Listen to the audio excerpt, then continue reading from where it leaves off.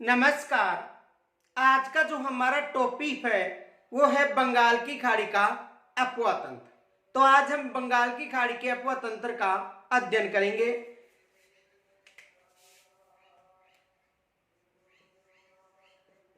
बंगाल की खाड़ी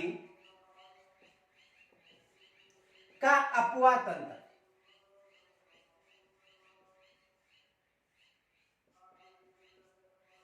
बंगाल की खाड़ी का अपवा तंत्र यानी वे नदियां जो अपना जल बंगाल की खाड़ी में डालती हैं वे बंगाल की खाड़ी के अपवा तंत्र के अंतर्गत शामिल नदियां हैं। तो देखो, वे नदियां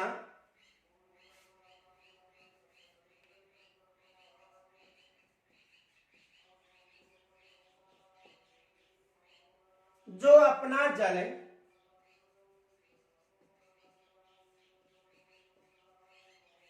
बंगाल की खाड़ी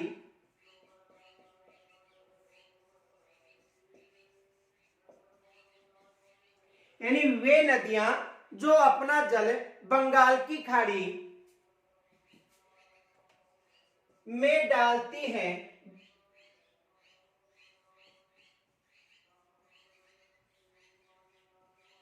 वे बंगाल के अपवा तंत्र या बंगाल की खाड़ी के अपवा तंत्र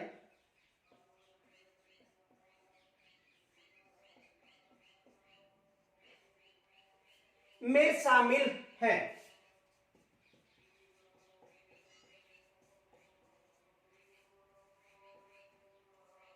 देखो, वे नदियां जो अपना जल बंगाल की खाड़ी में डालती हैं वे बंगाल की खाड़ी के अपवा तंत्र में शामिल होती हैं।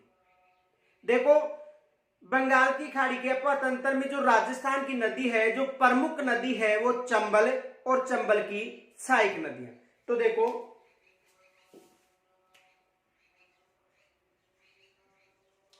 चंबल व सहायक,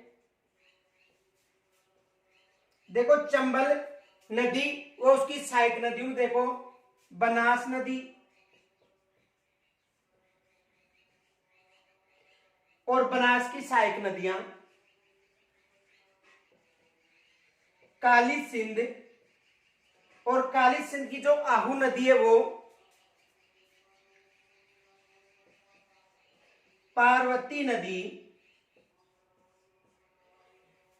देखो, बनास और बनास की सहायक हो गई यानी चंबल व सहायक, जैसे बनास प्रमुख हो गई, काली सिंध हो गई, पार्वती नदी और पार्वती नदी की जो सहायक नदियां हैं। इनके अलावा देखो मेज नदी आदि जो नदियां हैं चंबल की सहायक हो गई। इनके अलावा देखो बाण गंगा,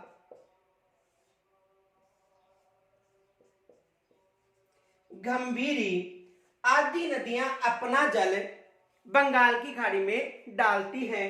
तो ये बंगाल की खाड़ी के अपवा तंत्र में शामिल है। देखो, चंबल और चंबल की सहायक जितनी भी नदियां हैं बनास, काली सिंध, पार्वती और मेज, ये जो प्रमुख नदियां हैं।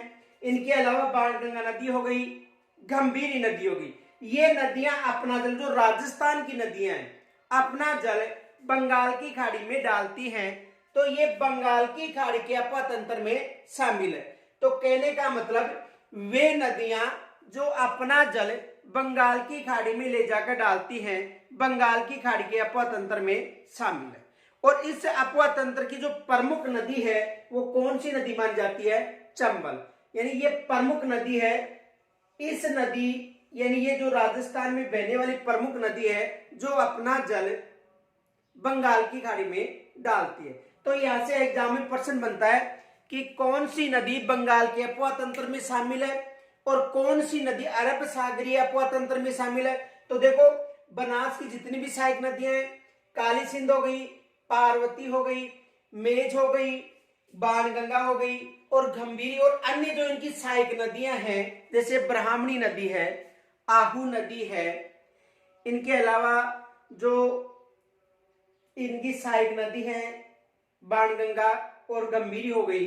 इनके अलावा बनास की भी जो सहायक नदी है आहड़ नदी हो गई, कोठ्यारी नदी हो गई।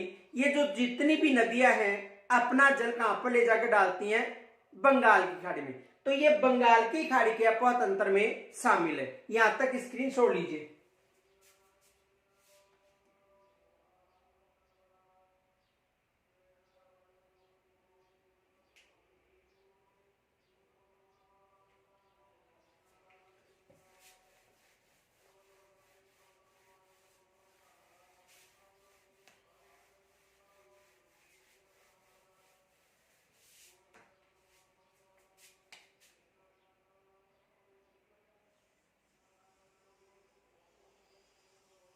देखो ये अरब सागरीय क्षेत्र है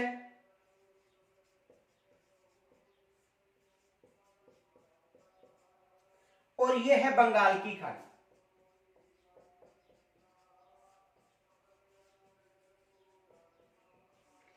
तो बंगाल की खाड़ी की जो राजस्थान में बहने वाली जो प्रमुख नदी है चंबल नदी, और चंबल नदी यमुना नदी में जाकर मिल जाती है और यमुना नदी गंगा नदी में मिलकर अपना जल कहां पर? बंगाल की खाड़ी में। तो देखो ये चंबल नदी है, ये यमुना नदी है,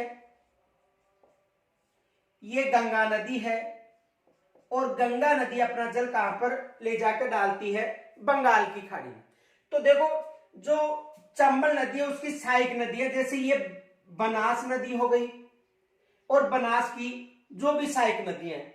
इनके अलावा देखो ये पार्वती नदी हो गई, ये काली सिंध नदी हो गई, तो और इस काली सिंध की जो सहायक नदी आहू नदी।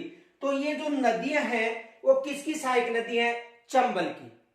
तो चंबल नदी अपना जल कहां पर ले जाकर डालती है? यमुना में, उत्तर प्रदेश के मुरादागंज यानी इटावा क्षेत्र के पास। और यमुना नदी अपना जल कहां पर ले जाकर? इलाहाबाद के पास किस नदी में डाल रही है? गंगा नदी में। और गंगा नदी अपना जल कहां पर डाल रही है? बंगाल की खाड़ी में। तो चंबल नदी और चंबल की जो सहायक नदियां हैं वो अपना जल कहां पर ले जाकर डाल रही है? बंगाल की खाड़ी। इनके अलावा देखो यमुना की एक सहायक नदी और है बाणगंगा नदी।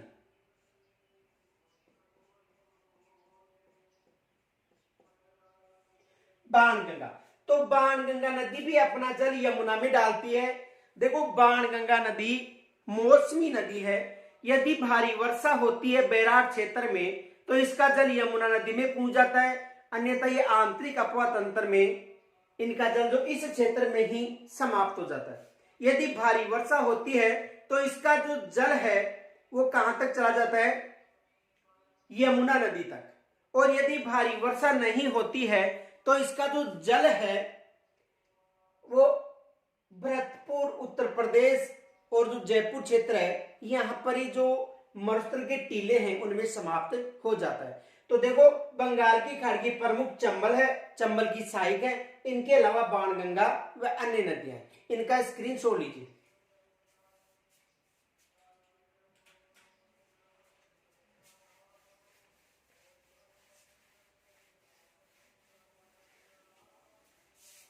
अब देखो जो चंबल नदी है इसका जो उद्गम स्थल है वो मध्य प्रदेश में विंध्याचल पर्वत श्रेणी के पास महू नामक स्थान से होता है। तो इसका जो उद्गम है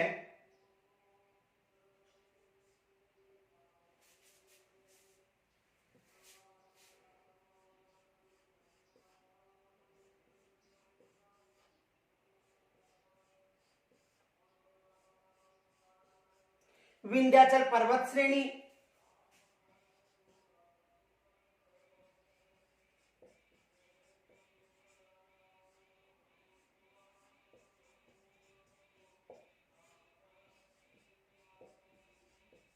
विंध्याचल पर्वत श्रेणी में जो मध्य प्रदेश में जो महू नामक स्थान है महू, वहां से इस नदी का उद्गम होता है। किस स्थान से? इस स्थान से। और ये स्थान कौन सा है? महू। जो मंदसौर मध्य प्रदेश क्षेत्र में है। तो महू नामक स्थान से इसका उद्गम होता है मध्य प्रदेश। अब देखो यहां से उद्गम होने के बाद देखो विंध्याचल पर्वत श्रेणी भी आ सकता है, महू नामक स्थान भी आ सकता है और मध्य प्रदेश भी आ सकता है। इस स्थान से जो चंबल नदी है उसका उद्गम होता है। उद्गम होने के बाद देखो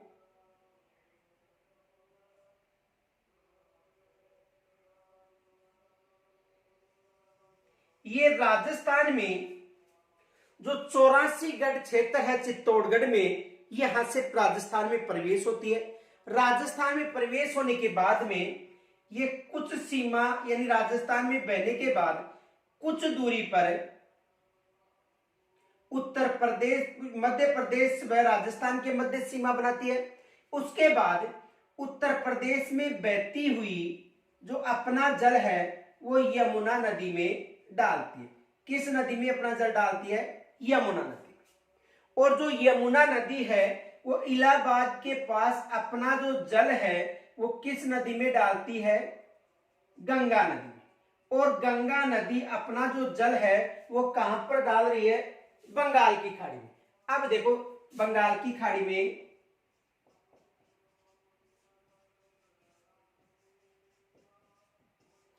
अपना जल कहां पर डाल रही है? बंगाल की खाड़ी। तो देखो राजस्थान में ये कहां पर प्रवेश हो रही है? 84 गढ़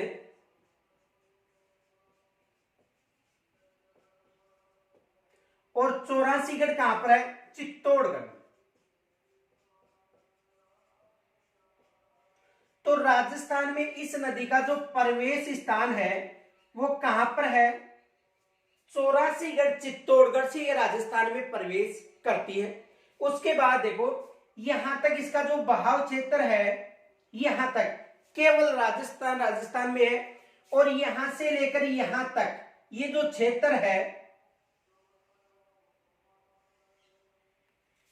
राजस्थान व मध्य प्रदेश के मध्य यहां तक ये सीमा बनाती है। किनके मध्य? राजस्थान व मध्य प्रदेश के मध्य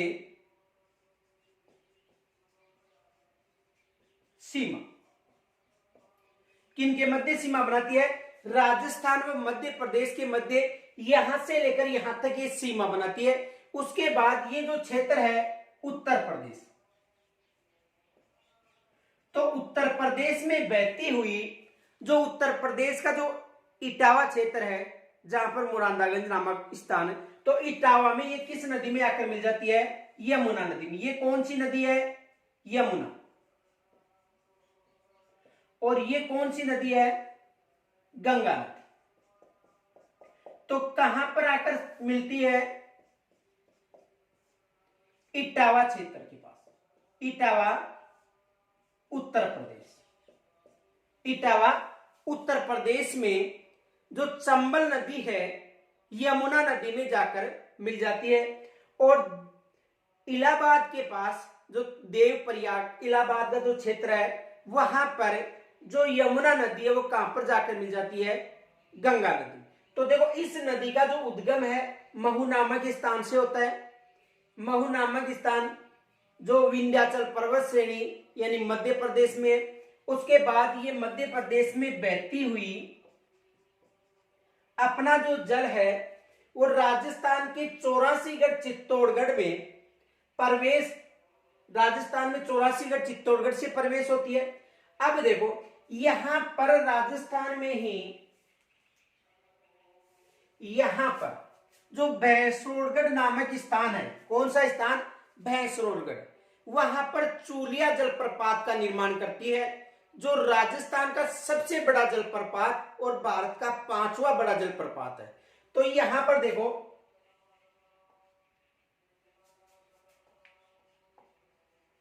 भैंसरोड़गढ़ के पास कौन सा जलप्रपात? चूलिया जलप्रपात। चूलिया जलप्रपात किसका निर्माण करती है? यानी भैंसरोडगढ़ जो चित्तौड़गढ़ में है, यहां पर ये नदी चूलिया जलप्रपात का निर्माण करती है, जो राजस्थान का सबसे बड़ा जलप्रपात है, जिसकी ऊंचाई है 18 मीटर और भारत का 5वां सबसे बड़ा जलप्रपात है। तो यहां से भी एग्जाम में प्रश्न बनता है कि जो चूलिया जलप्रपात है वो किस नदी पर निर्मित है। तो देखो, चूलिया जलप्रपात जहां पर ब्राह्मणी नदी अपना जल लाकर डालती है, वहां पर चूलिया जलप्रपात निर्मित है। किस नदी पर निर्मित है? चंबल पर। तो देखो, चंबल नदी का जो बहाव क्षेत्र है 3 राज्यों में है, मध्य प्रदेश, राजस्थान और उत्तर प्रदेश। कितने राज्यों में है? 3 राज्यों में है, मध्य प्रदेश, राजस्थान और उत्तर प्रदेश।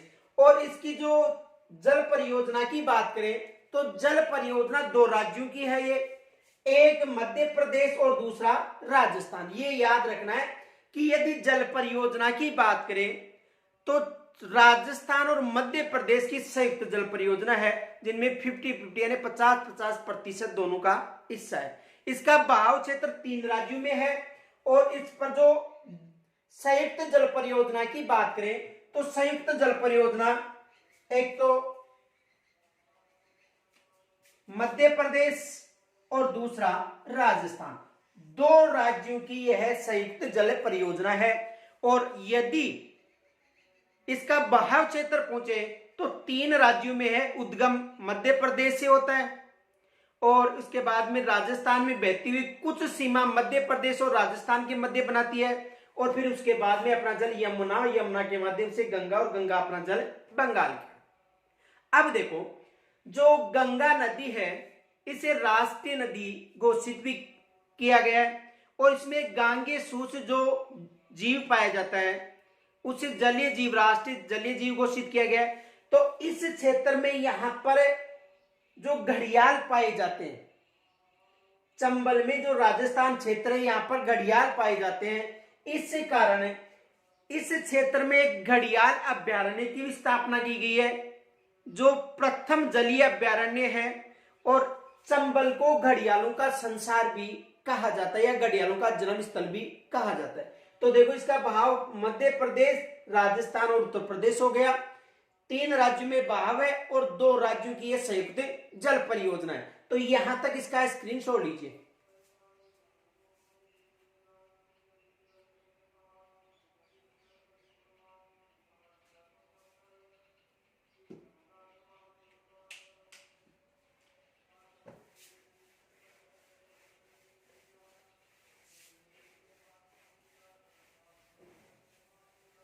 देखो, चंबल जो नदी है इसका जो उद्गम है, उद्गम की बात करें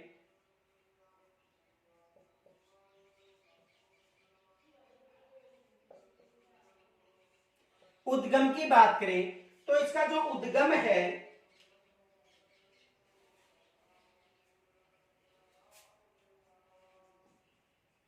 विंध्याचल पर्वत श्रेणी, कहां पर है? मध्य प्रदेश। विंध्याचल पर्वत श्रेणी मध्य प्रदेश, और विंध्याचल पर्वत श्रेणी मध्य प्रदेश में भी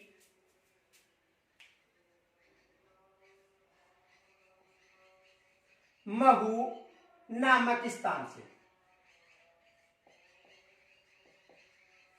इस नदी का उद्गम होता है। तो उद्गम कहां से होता है?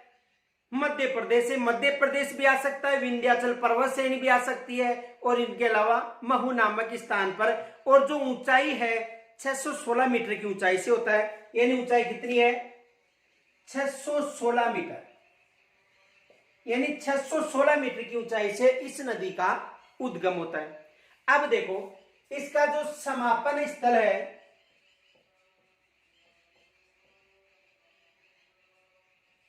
देखो, समापन स्थल यमुना नदी में, यमुना नदी इटावा उत्तर प्रदेश। यानी यमुना नदी में इटावा क्षेत्र में उत्तर प्रदेश में जो मुरादागंज क्षेत्र है वहां पर इस नदी का क्या होता है, समापन होता है। अब इसका जो बहाव क्षेत्र की बात करें, बहाव क्षेत्र है,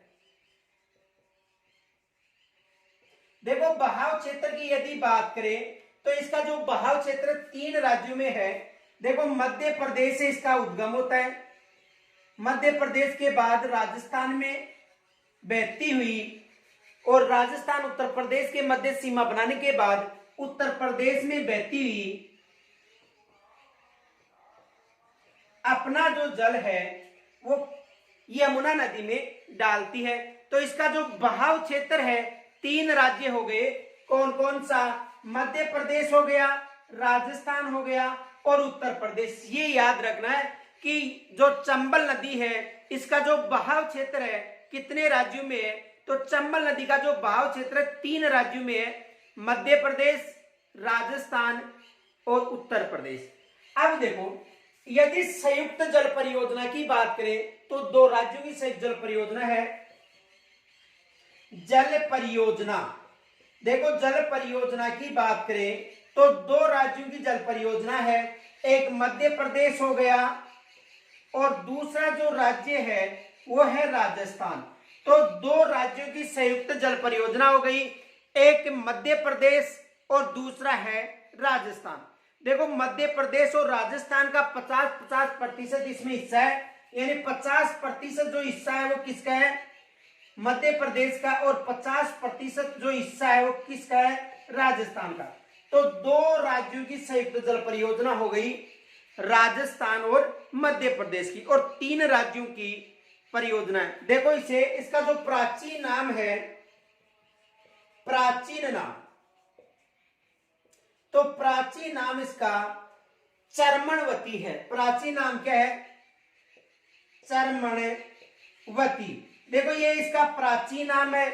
इनके अलावा इसे कामधेनु भी कहा जाता है, कामधेनु के अलावा इसे बारामासी नदी भी कहा जाता है, वर्ष पर्यंत नदी भी कहा जाता है और मालवा की गंगा भी कहा जाता है। तो देखो इसका प्राचीन नाम तो चरणवती है, इनके अलावा देखो इसके उपनाम है बारामासी नदी यानी वर्ष पर्यंत, बारामासी हो गया, इनके अलावा वर्ष पर्यंत हो गया, कामधेनु हो गया, और देखो कामधेनु हो गया, इनके अलावा मालवा की गंगा, मालवा की गंगा। देखो किन किन नामों से जाना जाता है, देखो यानी यदि इसका प्राचीन नाम पूछे तो प्राचीन नाम तो चर्मणवती बताना है। चंबल का प्राचीन नाम क्या है, चर्मणवती। इसे बारामासी यानी इसका जो बहाव क्षेत्र है वर्ष पर्यंत रहता है, इसे वर्ष पर्यंत नदी भी कहा जाता है, कामधेनु भी कहा जाता है और मालवा की गंगा। यदि राजस्थान की कामधेनु की बात करें तो राठी गाय की नस्ल को बताना है। देखो कामधेनु चंबल नदी को कहा जाता है, केवल कामधेनु, और राजस्थान की कामधेनु आ जाए, राजस्थान की कामधेनु, तो राजस्थान की कामधेनु किसे बताना है, राठी गाय को। ये फैक्ट याद रखना, कामधेनु केवल चंबल को कहा जाता है, लेकिन राजस्थान की कामधेनु किसे कहा जाता है, राठी को, क्योंकि जो चंबल नदी है वो राजस्थान की नदी नहीं है। यदि एग्जाम में प्रश्न पूछा जाता है कि राजस्थान की सबसे बड़ी नदी है तो राजस्थान की सबसे बड़ी नदी बनास को बताना है, और यदि ये पूछा जाता है कि राजस्थान से बहने वाली सबसे बड़ी नदी है तो आपको चंबल बताना है। तो देखो इसका प्राचीन नाम अधिकतर पूछा जाता है चर्मणवती, बारामासी, वर्ष पर्यंत, कामधेनु और मालवा की गंगा कहा जाता है, और राजस्थान की कामधेनु राठी गाय की नस्ल को कहा जाता है, ये याद रखना है। इनके अलावा देखो ये जो नदी है मध्य प्रदेश में कर्क रेखा को विभाजित करती है, किस क्षेत्र में, मध्य प्रदेश में। तो देखो ये है मध्य प्रदेश में कर्क रेखा को विभाजित करती है, यानी मध्य प्रदेश में कर्क रेखा को विभाजित करती है।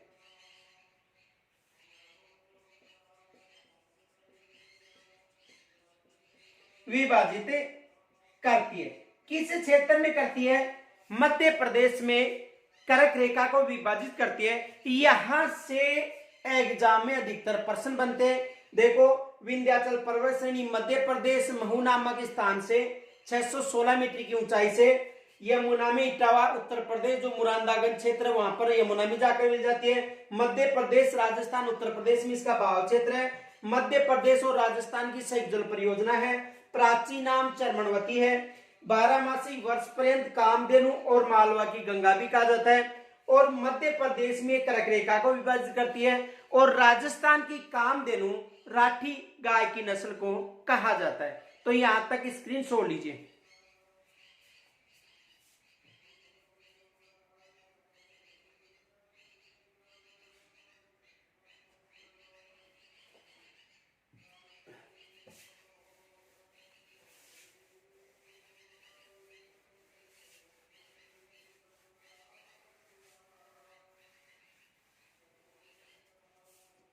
अब देखो, ये जो नदी है राजस्थान में कहां से प्रवेश होती है? एग्जाम में यहां से भी प्रश्न बनता है।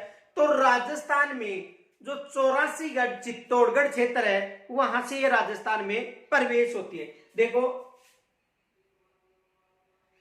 ये राजस्थान का क्षेत्र हो गया और राजस्थान में ये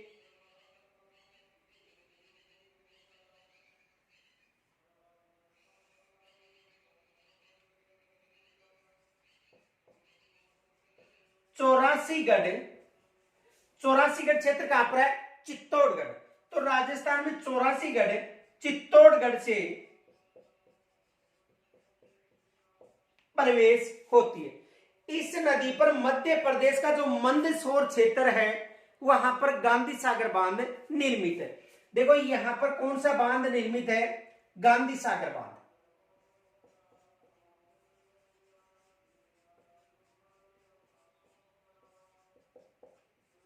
और गांधी सागर बांध कहां पर है? मंदसौर, मध्य प्रदेश। कहां पर है? मंदसौर, मध्य प्रदेश में गांधी सागर बांध है। तो देखो, गांधी सागर बांध कहां पर है? मध्य प्रदेश में। उसके बाद 84गढ़ चित्तौड़गढ़ से यह राजस्थान में प्रवेश होती है। अब देखो, राजस्थान में चित्तौड़गढ़ में इस पर एक बांध निर्मित है, राणा प्रताप सागर बांध। राणा प्रताप सागर बांध कहां पर है? चित्तौड़गढ़ में। तो यहां पर देखो,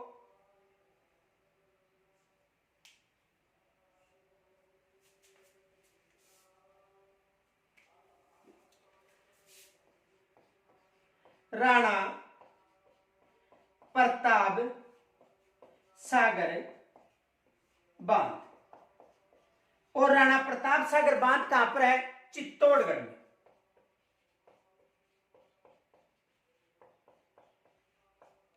राणा प्रताप सागर बांध कहां पर है? चित्तौड़गढ़ में। उसके बाद देखो, दूसरा बांध कोटा में है, जवाहर सागर बांध। जवाहर सागर बांध कहां पर है? कोटा में।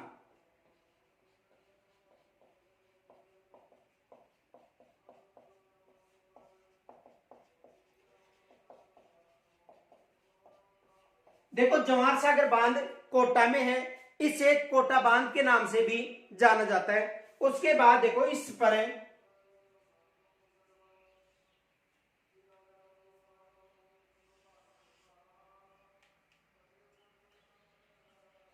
कोटा बैराज निर्मित है।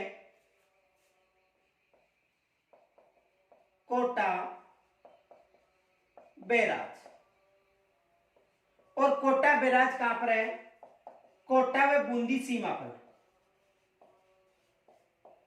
कोटा व बूंदी सीमा पर कोटा बैराज है। और कई बार आपको वहां पर ऑप्शन में कोटा भी मिलता है। तो देखो, बैराज किसे कहते हैं? पहले तो बैराज समझो। बैराज किसे कहते हैं ये समझो। देखो, यानी कोटा बैराज,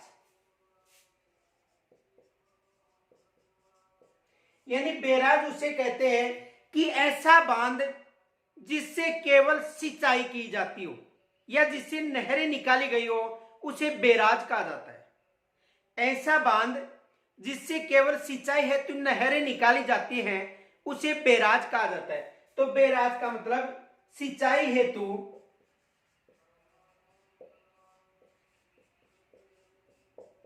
निर्मित,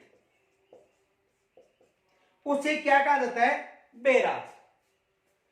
जैसे देखो हरिके बैराज, केवल हरिके बैराज से सिंचाई के लिए नहर निकाली गई है।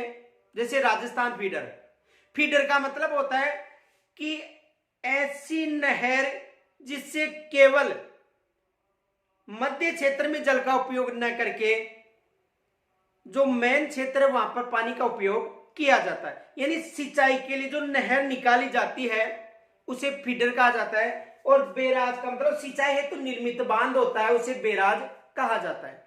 देखो परियोजना का मतलब होता है कि ऐसा बांध जिसमें मत्स्य उत्पादन यानी कोई उत्पादन हो, विद्युत उत्पादन हो, सिंचाई भी हो, पेयजल की आपूर्ति भी हो, यानी एक बांध से कई कार्य किए जाते हैं उसे परियोजना कहा जाता है।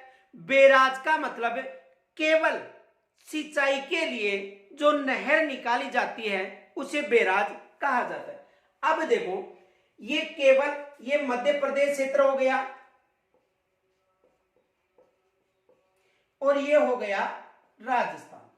तो केवल दो ही क्षेत्रों में इसमें बांध है। गांधी सागर बांध मध्य प्रदेश मंदसौर में है, राणा प्रताप सागर, जवाहर सागर और कोटा बैराज राजस्थान में है। तो दो ही क्षेत्रों की ये संयुक्त जल परियोजना है। देखो किन किन क्षेत्रों की? राजस्थान व मध्य प्रदेश की संयुक्त जल परियोजना है। अब देखो यहां से एग्जाम में प्रश्न क्या बनते हैं। पहला प्रश्न तो ये बनता है कि चंबल नदी राजस्थान में कहां से प्रवेश होती है। तो जो चंबल नदी है राजस्थान में चौरासीगढ़ चित्तौड़गढ़ से प्रवेश होती है। पहला प्रश्न ये बनता है। दूसरा देखो उद्गम से मुहाने की तरफ बांधों का क्रम पूछा जाता है या मुहाने से उद्गम की तरफ बांधों का क्रम पूछा जाता है, यह भी प्रश्न बनता है। या प्रश्न बन सकता है कि निम्न में से राजस्थान में कौन सा बांध नहीं है। तो कौन सा बांध नहीं है? गांधी सागर बांध। इनके अलावा यह प्रश्न पूछा जा सकता है कि राजस्थान में दक्षिण से उत्तर की तरफ बांधों का क्रम बताओ। तो राजस्थान में ये दक्षिणी क्षेत्र में कौन सा हो गया? राणा प्रताप सागर, जवाहर सागर और कोटा बैराज। तो दक्षिण से उत्तर की तरफ या उत्तर से दक्षिण की तरफ क्रम पूछा जा सकता है। तो यहां से अधिकतर प्रश्न बनते हैं। चंबल नदी पर सबसे बड़ा बांध कौन सा है? गांधी सागर बांध है। और पानी के बहाव क्षमता की दृष्टि से पूछा जाए, यानी बहाव क्षमता का मतलब सर्वाधिक पानी, तो बहाव क्षमता की तरफ से राणा प्रताप सागर बांध है वो सबसे बड़ा बांध है। राणा प्रताप सागर बांध से जो राउत बाटा ताप विद्युत गृह है वहां पर पानी की आपूर्ति होती है, जो राजस्थान का सबसे बड़ा ताप विद्युत गृह है। तो एग्जाम में यहां से भी प्रश्न बना हुआ था कि राणा प्रताप सागर जो राजस्थान का सबसे बड़ा ताप विद्युत गृह है उसको पानी की आपूर्ति किस बांध से होती है? राणा प्रताप सागर बांध से होती है। अब देखो ये विशेष याद रखना, यहां से भी एग्जाम में प्रश्न बनता है। सबसे बड़ा बांध है और बहाव क्षमता की दृष्टि से सबसे बड़ा बांध कौन सा है? राणा प्रताप सागर बांध। तो यहां तक का स्क्रीन छोड़ लीजिए।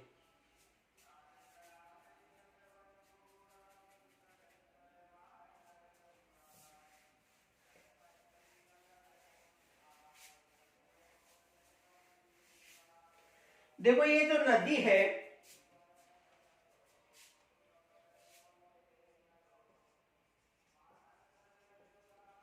चंबल नदी राजस्थान में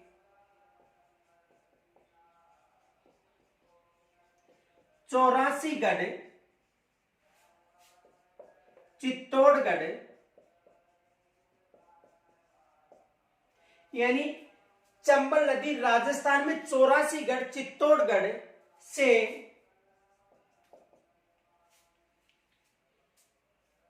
प्रवेश करती है।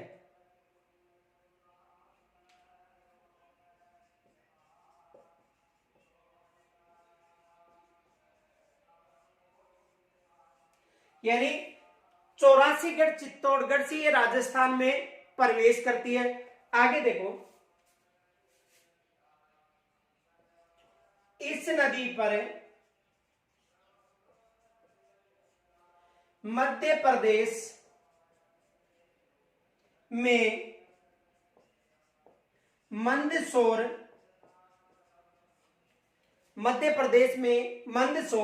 नामक स्थान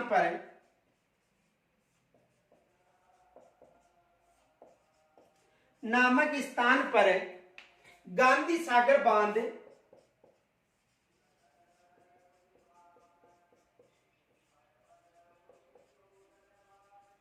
निर्मित है। कौन सा बांध निर्मित है? यानी मध्य प्रदेश मंदसौर में गांधी सागर बांध निर्मित है। अब देखो, ये जो बांध है सबसे बड़ा बांध है, चंबल नदी का सबसे बड़ा बांध है। तो देखो, चंबल पर निर्मित सबसे बड़ा बांध, चंबल पर निर्मित सबसे बड़ा बांध कौन सा है? गांधी सागर बांध। यानी चंबल पर निर्मित सबसे बड़ा बांध कौन सा है? गांधी सागर बांध। तो मध्य प्रदेश में कौन सा बांध है? गांधी सागर बांध। अब आपको कमेंट्स के माध्यम से एक जो प्रश्न लिखा रहा हूं उसका उत्तर देना है। देखो प्रश्न क्या है,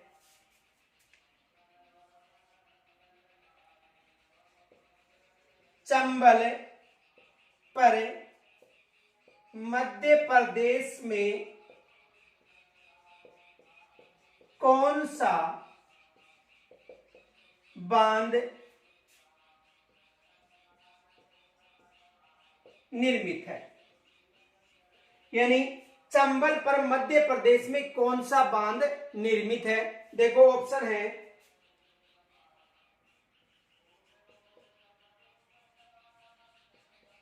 महात्मा गांधी सागर बांध। एक तो महात्मा गांधी सागर बांध हो गया, दूसरा हो गया इंदिरा गांधी सागर बांध।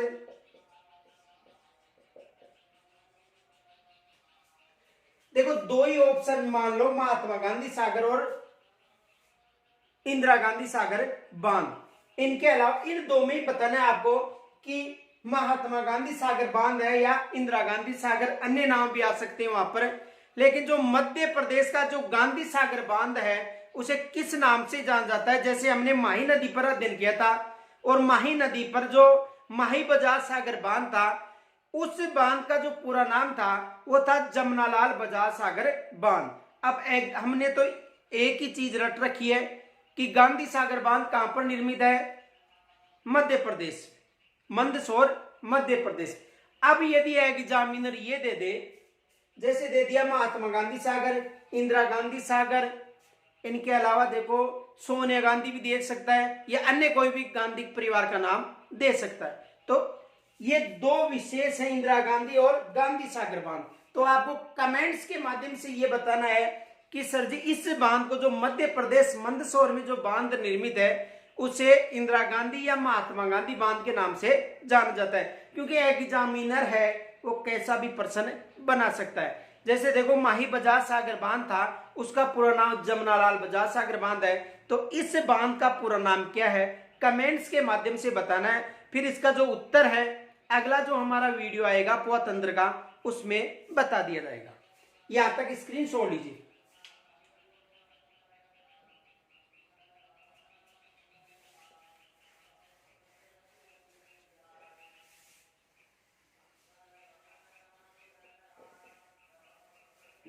अब देखो मध्य प्रदेश में गांधी सागर बांध है, उसके बाद देखो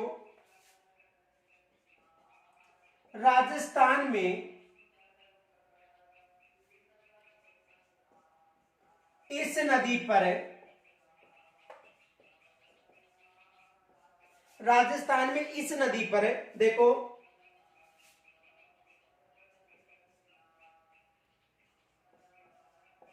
राणा प्रताप सागर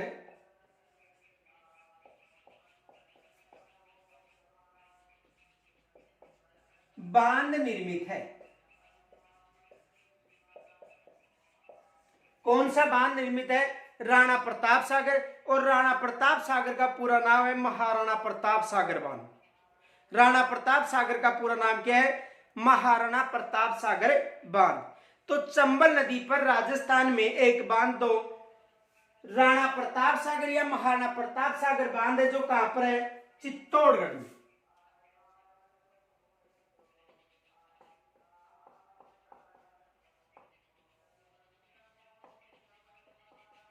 कहां पर निर्मित है? चित्तौड़गढ़ में। देखो पानी भराव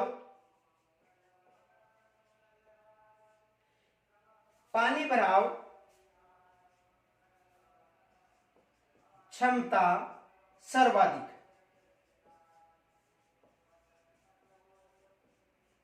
जो पानी की भराव क्षमता है वो सर्वाधिक है, यानी पानी भराव क्षमता सर्वाधिक किसमें है?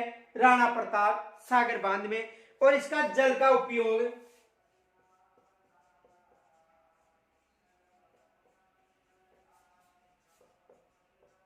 देखो सिंचाई सब में किया जाता है, सिंचाई में भी किया जाता है, पेयजल में भी किया जाता है, लेकिन विशेष उपयोग है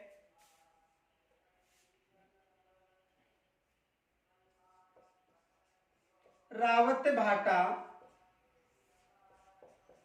ताप विद्युत ग्रह के लिए।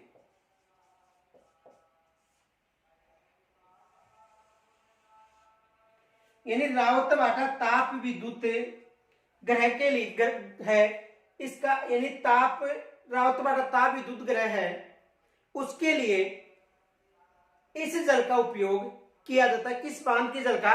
राणा प्रताप सागर बांध के जल का। रावत भाटा ताप विद्युत ग्रह राजस्थान का सबसे बड़ा ताप विद्युत ग्रह और भारत का दूसरा ताप विद्युत ग्रह। अब देखो यहां से आपको कमेंट्स के माध्यम से एक प्रश्न का जवाब देना है कि रावत भाटा ताप विद्युत ग्रह का निर्माण किस देश के आर्थिक सहयोग से किया गया है? रावत भाटा ताप विद्युत ग्रह का जो निर्माण है किस देश के आर्थिक सहयोग से किया गया है? इसका कमेंट्स के द्वारा आपको जवाब देना है। आगे देखो इसका जो दूसरा बांध है, यानी राणा प्रताप सागर बांध के बाद जो दूसरा बांध है वो है जवाहर सागर बांध, जिसे कोटा बांध के नाम से भी जाना जाता है। तो राजस्थान में तो एक तो हो गया राणा प्रताप सागर, और दूसरा है, वैसे तीसरा बांध है क्योंकि पहला बांध मंदसौर में गांधी सागर बांध था। तो देखो राणा प्रताप सागर बांध के बाद तीसरा है जवाहर सागर बांध। और जवाहर सागर बांध कहां पर है? कोटा में। और इस बांध को कोटा बांध के नाम से भी जाना जाता है। जवाहर सागर का मतलब जवाहरलाल नेहरू बांध।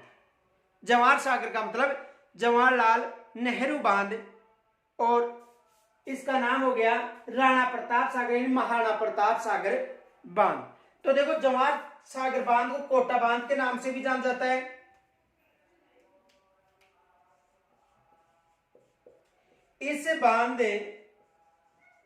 का जल इस बांध का जल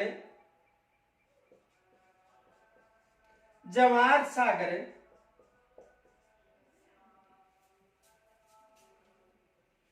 अभ्यारण्य, देखो इस बांध का जो जल है एक तो जवाहर सागर अभ्यारण्य में उपयोग में लिया जाता है, वो है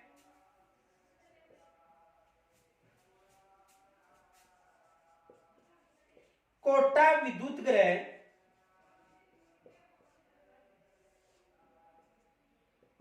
में भी इसका जल उपयोग लिया जाता है। यानी एक तो जो जवाहर सागर अभ्यारण्य है वो इस बांध के चारों तरफ है, जवाहर सागर जो बांध है उसके चारों तरफ है। तो जवाहर सागर अभ्यारण्य में जो वहां पर जो जीव जंतु हैं, पशु हैं, उनके पेयजल की आपूर्ति होती है।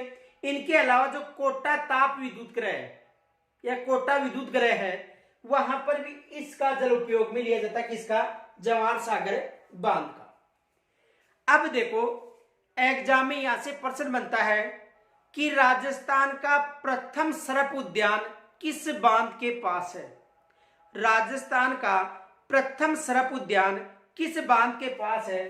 तो इस बांध के पास है। तो देखो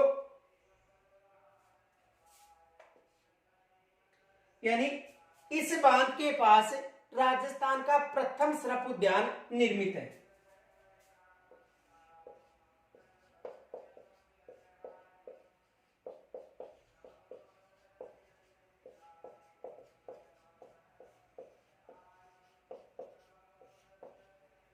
राजस्थान का प्रथम सर्प उद्यान किस बांध के पास निर्मित है? जवाहर सागर बांध के पास राजस्थान का प्रथम सर्प उद्यान निर्मित है। यहां तक स्क्रीन छोड़ लीजिए।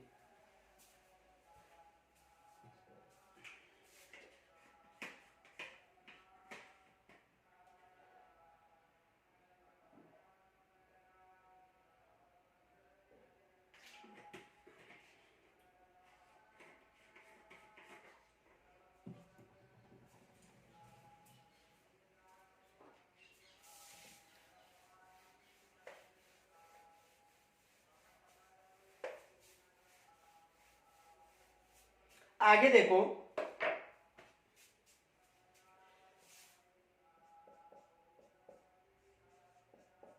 कोटा बैराज।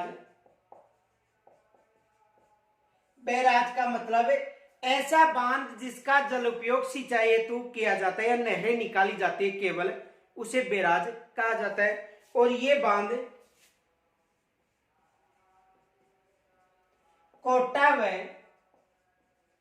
बूंदी सीमा पर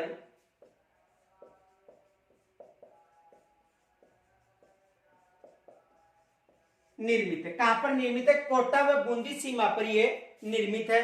तो बैराज का मतलब ऐसा बांध जिससे केवल जो जल आपूर्ति है वो सिंचाई के लिए की जाती है या नहरें निकाली जाती है, उसे बैराज कहा जाता है। तो इस जो चंबल नदी है उस पर 3 संयुक्त परियोजनाएं मानी गई हैं, गांधी सागर, राणा प्रताप सागर और जवाहर सागर। आगे देखो यहां से प्रश्न क्या बन सकता है। देखो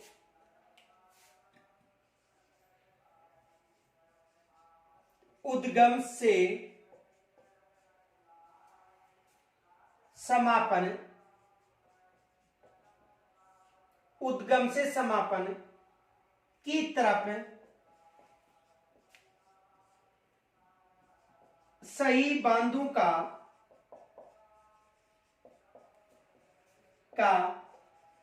क्रम है।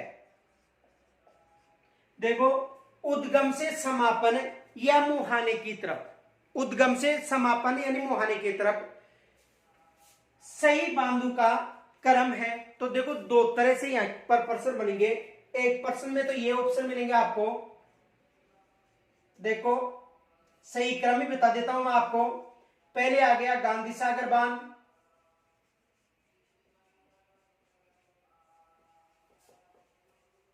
पहला कौन सा आ गया? गांधी सागर बांध। दूसरा है राणा प्रताप सागर बांध।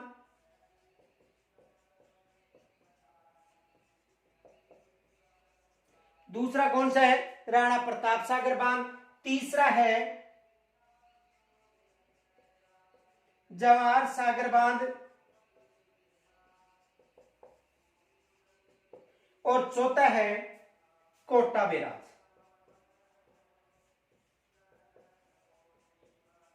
तो देखो उद्गम से समापन की तरफ सही क्रम है, गांधी सागर बांध आएगा, फिर राणा प्रताप सागर बांध आएगा, फिर जवाहर सागर बांध आएगा और कोटा बैराज। और यदि समापन से उद्गम की तरफ पूछा जाए तो पहले आएगा कोटा बैराज, जवाहर सागर, राणा प्रताप सागर और गांधी सागर। दूसरा प्रश्न ये पूछा जाता है इसी ऑप्शन में, देखो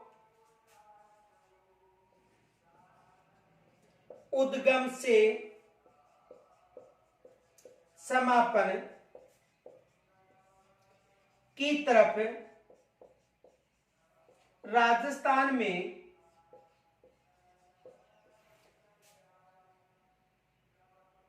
बांधों का सही क्रम है। देखो ये था उद्गम से समापन की तरफ सही बांधों का क्रम है, जिसमें राजस्थान और मध्य प्रदेश दोनों पूछे गए थे।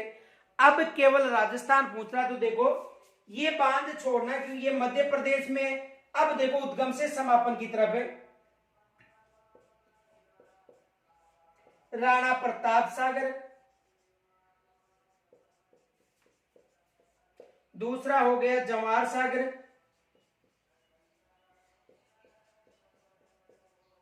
और तीसरा हो गया कोटा बैराज।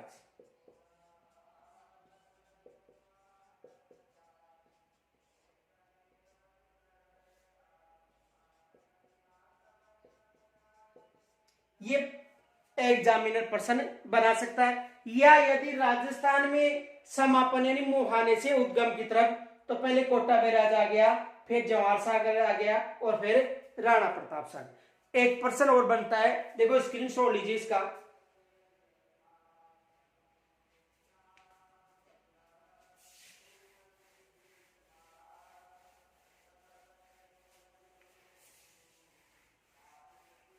दूसरा प्रश्न ये बनता है,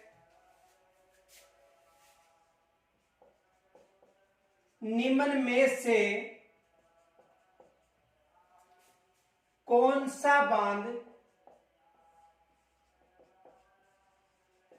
चंबल नदी पर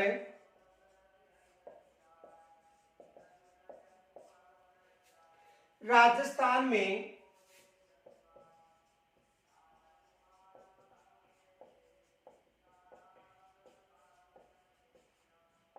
निर्मित नहीं है?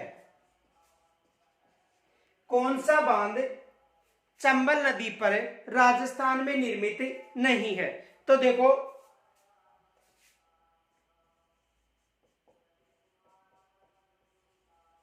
गांधी सागर बांध,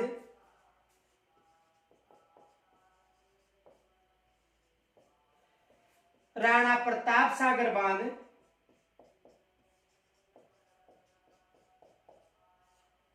राणा प्रताप सागर बांध, गांधी सागर बांध, जवाहर सागर बांध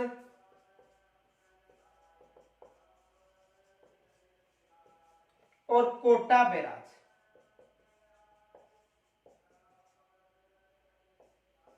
तो निम्न में से कौन सा बांध चंबल नदी पर राजस्थान में निर्मित नहीं है?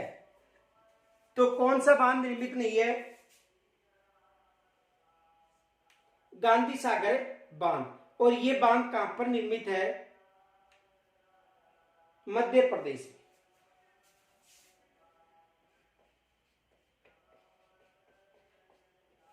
कहां पर निर्मित है? मध्य प्रदेश में। देखो गांधी सागर बांध मध्य प्रदेश में निर्मित है, राणा प्रताप सागर, जवाहर सागर और कोटा बैराज जो बांध है वो राजस्थान में निर्मित है। तो यहां से भी एग्जाम में प्रश्न बनता है। इनके अलावा देखो एक प्रश्न ये भी बनता है,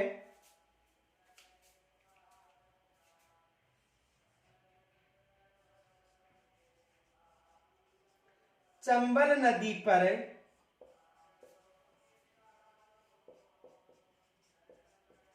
कौन सा जलप्रपात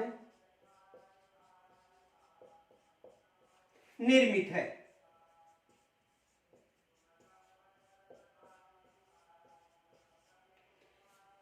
चंबल नदी पर कौन सा जलप्रपात निर्मित है? देखो कौन सा जलप्रपात? चूलिया जलप्रपात।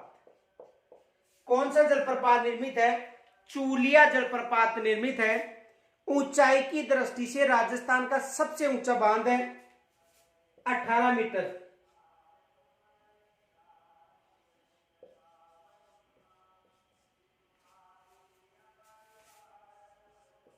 राजस्थान का सबसे ऊंचा व भारत का 5वां सबसे ऊंचा या बड़ा जलप्रपात है।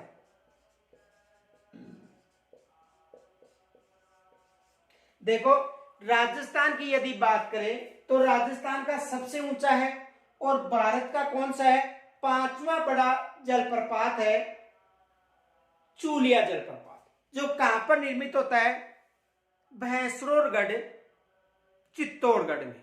कहां से होता है, भैंसरोडगढ़, जो एक दुर्ग भी है भैंसरोडगढ़, जिसे राजस्थान का वेलोर कहा जाता है। बैसा साहब व रोड़ाचारण के द्वारा यह दुर्ग निर्मित है। भैंसरोडगढ़ किनके द्वारा निर्मित है, बैसा साहब व रोड़ाचारण के द्वारा। अपनी बालत, दोनों व्यापारी थे, तो अपनी बालत की सुरक्षा के लिए उस दुर्ग का निर्माण करवाया था, जिसे राजस्थान का वेलोर दुर्ग भी कहा जाता है। तो यहां तक स्क्रीन छोड़ लीजिए।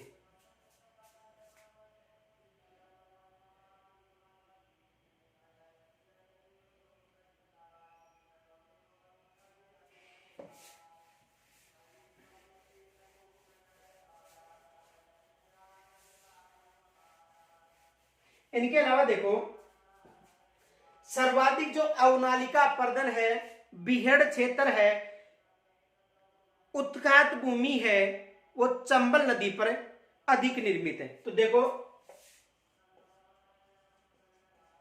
अवनालिका अपर्दन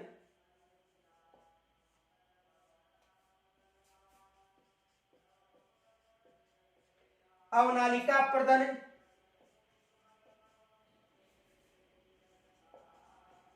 बीहड़ क्षेत्र,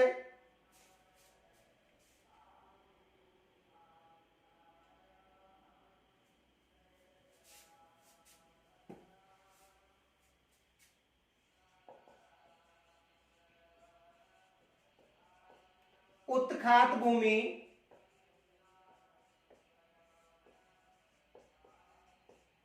किस नदी पर निर्मित होते हैं, चंबल नदी में। देखो, जो अवनालिका अपर्दन है, इसका मतलब क्या होता है, देखो, जो नदी का बहाव क्षेत्र, मान लो ये नदी की बहाव क्षेत्र है, ऊपरी क्षेत्र कठोर होने के बाद इस नदी का जो बहाव क्षेत्र है काफी नीचे चौड़ा होने के कारण ऐसी आकृति बन जाती है, जिसे अवनालिका अपर्दन कहा जाता है। बीहड़ क्षेत्र, देखो, सर्वाधिक जो बीहड़ क्षेत्र है वो चंबल नदी पर बनता है। लेकिन यदि चंबल नदी के किन जिलों में बीहड़ क्षेत्र सर्वाधिक है, तो देखो, धौलपुर, जो सवाई माधोपुर क्षेत्र है, वहां पर सर्वाधिक बीहड़ क्षेत्र माना जाता है। तो देखो, बीहड़ क्षेत्र सर्वाधिक कहां पर माना जाता है, ये जो बीहड़ क्षेत्र है वो सर्वाधिक है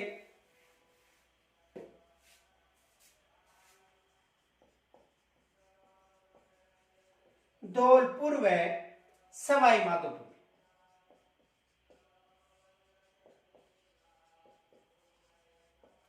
इन दोनों जिलों में सर्वाधिक बीहड़ क्षेत्र है।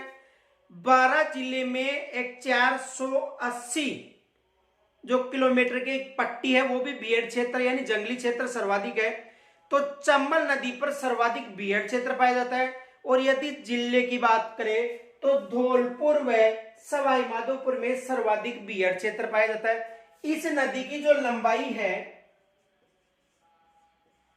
नदी की लंबाई 1051 किलोमीटर मानी जाती है। कितनी मानी जाती है, 1000 किलोमीटर। और कुछ भूगोलवेताओं का इसकी जो लंबाई है 965 या 66 किलोमीटर भी बताते हैं। तो देखो, यानी अगर यदि बांधों की लंबाई को शामिल कर लिया जाता है तो इसकी लंबाई 1051 किलोमीटर है। और यदि बांधों की जो लंबाई शामिल नहीं की जाती है तो इसकी लंबाई कितनी है, 965 किलोमीटर। तो देखो, कुल लंबाई कितनी है, 1051 किलोमीटर। और वैसे कितनी किलोमीटर मान जाती है? 965 किलोमीटर। तो इसमें यानी इस नदी की जो लंबाई है 1051, दोनों में एक ही मिलेगा। इनके अलावा धौलपुर और सवाई माधोपुर क्षेत्र में इस नदी में सर्वाधिक बीहड़ क्षेत्र माना जाता है। तो सर्वाधिक बीहड़ क्षेत्र कहां पर माना जाता है? एग्जाम में यहां से प्रश्न भी आता है। तो देखो इसकी जो मध्य प्रदेश की बात करें तो मध्य प्रदेश में इसकी जो लंबाई है 320 किलोमीटर है। मध्य प्रदेश की बात करें तो मध्य प्रदेश में इसकी जो लंबाई है वो कितनी किलोमीटर है? 320 किलोमीटर है। यदि राजस्थान की बात करें तो राजस्थान में इसकी जो लंबाई है 322 किलोमीटर मानी जाती है।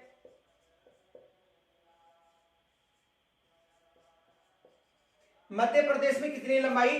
320 किलोमीटर, राजस्थान में 322 किलोमीटर। और यदि राजस्थान और मध्य प्रदेश की सीमा की बात करें, राजस्थान और मध्य प्रदेश, तो देखो राजस्थान और मध्य प्रदेश में इसकी जो सीमा की लंबाई है वो है 252 किलोमीटर।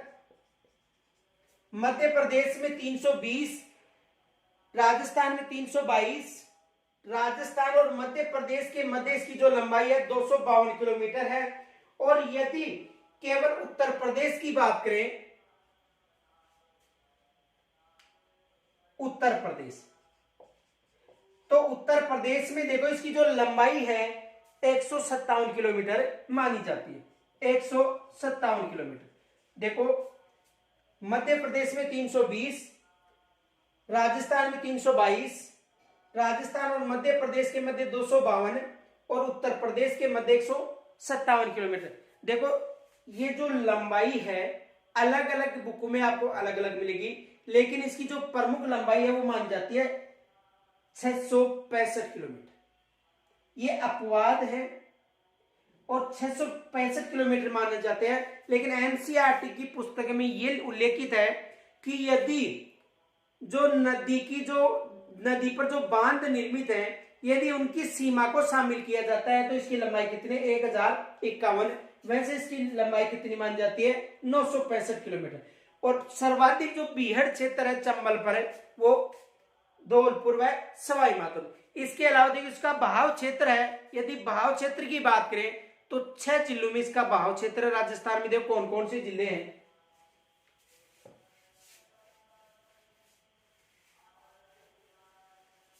देखो राजस्थान में इसका जो बहाव क्षेत्र है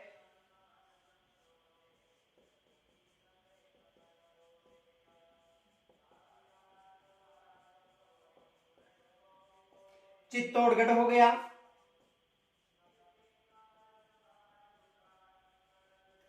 कोटा, बूंदी, सवाई माधोपुर, करौली व धौलपुर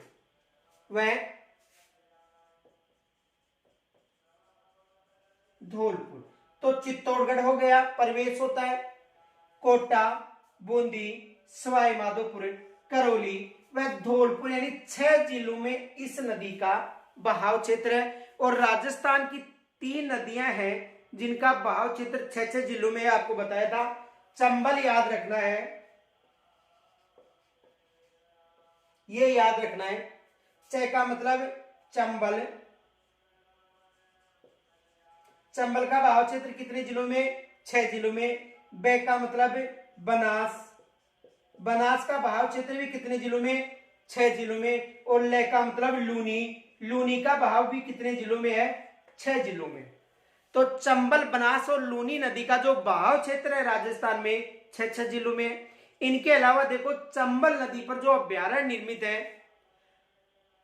राष्ट्र जो घड़ियाल के लिए जाना जाता है, चंबल घड़ियाल अभ्यारण्य, यानी चंबल नदी पर जो निर्मित अभ्यारण्य वो कौन सा है? चंबल घड़ियाल अभ्यारण्य, जो घड़ियालों के लिए जाना जाता है, जिसे घड़ियालों का संसार भी कहा जाता है। तो इनकी जो चंबल घड़ियाल अभ्यारण्य, जवाहर सागर अभ्यारण्य है, इनके अलावा इसकी जो सहायक नदियां हैं इनकी जो चर्चा है कल के टॉपिक में करेंगे। यहां तक यदि कोई समस्या हो आपको समझने में या कहीं पर भी आपको समस्या आ रही हो तो कमेंट्स के द्वारा मुझे जरूर बताना, उस समस्या का हल करने की कोशिश जरूर करूंगा। तो यहां तक कि कोई भी समस्या हो वो मुझे जरूर अवगत कराना। धन्यवाद।